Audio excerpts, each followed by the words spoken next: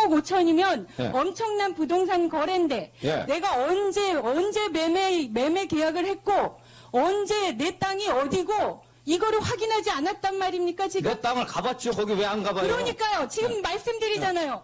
증인 강희철 씨가 본인 땅에 대해서 매매 계약을 체결할 당시는 예. 분당구 대장동 1-71과 예. 1-75가 분할돼 있지 않기 때문에 예. 본인의 땅은 분당구 대장동과 분당구 대장동 1-71과 예. 1-75를 다 사신 거란 말이에요. 그래서요. 그래서 가격을 깎은 겁니다. 줄기 때문에 제 가격이 떨어진 겁니다. 어떡해요? 예? 그 분할해서 돈을 줘야 되니까 제가 땅값을. 그래서 제가 줬잖아요. 그러면 제가 말씀드렸잖아요. 분할될 거다라고 고지받았냐 그랬더니 아니라면서요. 여보세요? 모른다면서요. 여보세요라뇨. 아니. 증인 그렇게- 강희철 씨 여보세요라뇨. 제가 알겠어요. 뭐 재판도 안 증인 받아보셨으니 그렇게 강희철 하실 거라고 증인. 제가 양해하겠습니다. 괜찮습니다. 양해하신다니까. 제가 지금 말씀드리잖아요. 말씀을 좀 조심하십시오. 증인 강희철 씨 예. 그러면 예. 자 가격을 깎아줄 때 뭐라고 하면서 깎아주든가요? 도로 잘라야 되기 때문에 깎아준다고 네, 그랬어요. 그러면 그 돈을 얼마로 계산했어요? 그걸 일일이 다 기억해야 됩니까? 네. 왜냐하면 중요하죠. 자, 생각해 보십시오. 내 땅 한 평도 나는 없습니다. 그런데 내 땅은 의원님. 3억 몇 천만 원으로 의원님. 사는데, 예. 네. 아니, 의원님은 나이가 젊으시니까 15년 전 거 잘 저 안 기억하시는 많아요. 거지만요. 아니, 제 안 나이가 적어요. 보면 15년 전 거 그거 기억 안 납니다. 응? 그렇게 위원장님, 그럴 것까지 기억 안 납니다. 이거는 못 참겠습니다. 뭐라고? 위원장님, 이 제가 말은 묻었어요. 증인 강희철 씨, 예. 강희철 증인. 강희철 씨, 예, 해요, 괜찮아요. 뭐라고 그러셨어요, 지금? 제가 네, 강희철 씨도 좋고 다 좋아요. 증인이라고 얘기했지 않습니까? 네, 증인 가만히 강희철 씨 계세요. 좋아요, 예. 아니, 그렇게 해도 괜찮아요, 예. 아니에요. 제가 지금 이 여당 간사랑 를 보면 그 사람을 알 수 있다. 어떻게 저런 분하고 친구지? 이거 총리시키면 안 되는 거 아니야? 이런 판단 하겠어요, 안 하겠어요? 제가 그렇게까지 했나요? 그건 뭐 국민들이 판단할 겁니다. 이걸 국민들이 판단할 생중계가 겁니다. 저기 국민들이 판단하는데 정말 저는 그래서 정말 친구가 맞는지 친구를 정말 돕고 싶은 마음이 조금이라도 있는 건지 제가 걱정을 일은 아닙니다, 솔직히. 오히려 새누리당 의원님들이 걱정을 하셔야 할 일이지 제가 걱정을 일은 아니에요. 글쎄요, 뭐 충청도에서 그렇게 후보가 나오는데 이렇게 호남분이 이렇게 계속 하잖아요. 여보세요. 그러니까 속상하니까 그런 겁니다. 호남분이 누가 그랬어요? 아까 보니까 다 그 호남분 같던데요. 참 형편없는. 그 말 취소하세요, 지금. 네, 취소합니다. 네. 재산 형성 과정에 그리고 여당은 정책 검증에 집중했습니다. 조영익 기자입니다. 야당은 이틀째 서울 타워팰리스 아파트 구입 때 재산 신고를 제대로 하지 않았다고 추궁했고 이 후보자는 적법하게 신고했다고 반박했습니다. 왜 전세권 5억을 재산신고에서 누락하셨어요? 통상적으로 저희가 국회의원들이 재산 신고할 때는 예. 연도 말 기준으로 하기 때문에 그렇습니다. 그 사이의 증감은 표기를 할 수가 없습니다. 이 후보자는 야당이 요구한 차남의 재산 내역도 공개했습니다. 장인과 아내를 거쳐 증여된 성남 분당의 땅 20억 원과 현금 1,000여만 원, 부채 5천여만 원이라는 겁니다. 그러면서 땅은 사전개발 정보를 이용한 투기가 아니라고 적극 해명했습니다. 증인으로 출석한 후보자의 지인도 투기 의혹을 일축했습니다.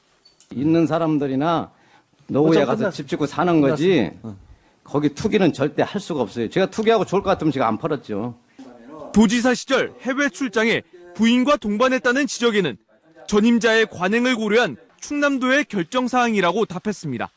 검증의 날을 세우던 야당은 단순 사실관계조차 제대로 파악하지 못하는 모습도 보였습니다. 왜 이렇게 후진 거짓말을 하세요? 사모님이 씨가 아닌 건 아니죠? 네. 아닙니다. 이건 자식의 이름입니다. 이 부분이 지금 잠깐만요. 이게 왜 여당 의원들은 정책 질의에 집중한 가운데 이 후보자는 지방세인 자동차세와 주민세의 인상을 검토할 필요가 있다고 밝혔습니다. MBC 뉴스 조영익입니다. 이렇게 이틀 일정의 청문회는 오늘로 마무리됐고 이제 최대 관심사는 이 총리 후보자의 인준 여부입니다. 반대 입장을 보이고 있는 야당과 여야 합의대로 내일 본회의에서 표결 처리를 해야 한다는 여당의 입장이 팽팽하게 맞서고 있습니다. 정동욱 기자입니다. 새정치민주연합 문재인 대표는 어제 공개된 녹취록 내용을 문제 삼았습니다. 총리 후보자의 발언으로 믿어지지 않을 정도라며 인준 반대의 뜻을 분명히 한 겁니다. 웬만하면 넘어가려 했으나 더 이상 그럴 수 없게 됐음을 분명히 밝힙니다.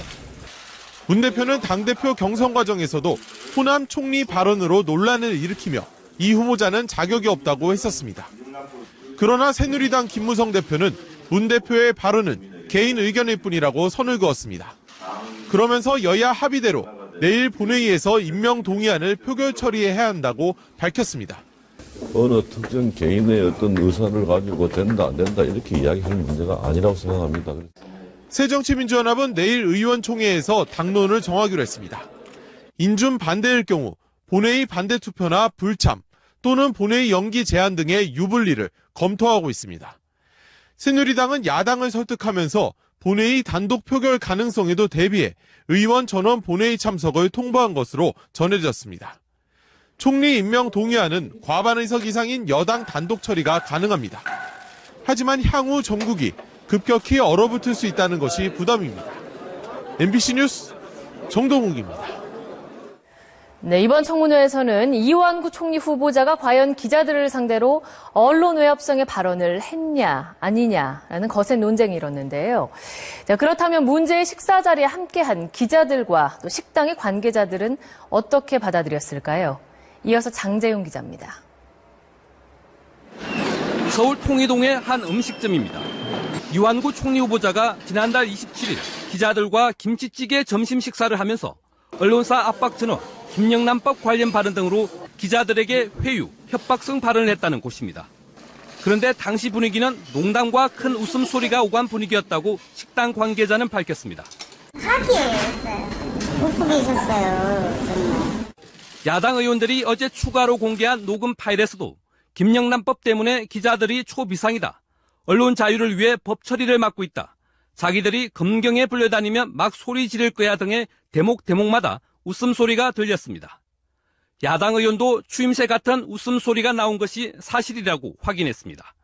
당시 식사 자리에 있었던 총리실 관계자들도 이 후보자가 다소 과장된 표현으로 농담을 섞어 한 말이었다고 밝혔습니다. 단어법이죠. 무슨 그냥 학술 논문 하는 거 이렇게 강의한 것도 아니고, 예? 거기서 무슨 그 자리에 청문한 것도 아니고. 특히 같이 식사했던 기자들도 이 후보자의 발언은 받아 넘길 수준이라 외압으로 느끼지 않았는데 보도가 나와 당혹스러웠다고 말한 것으로 전해졌습니다.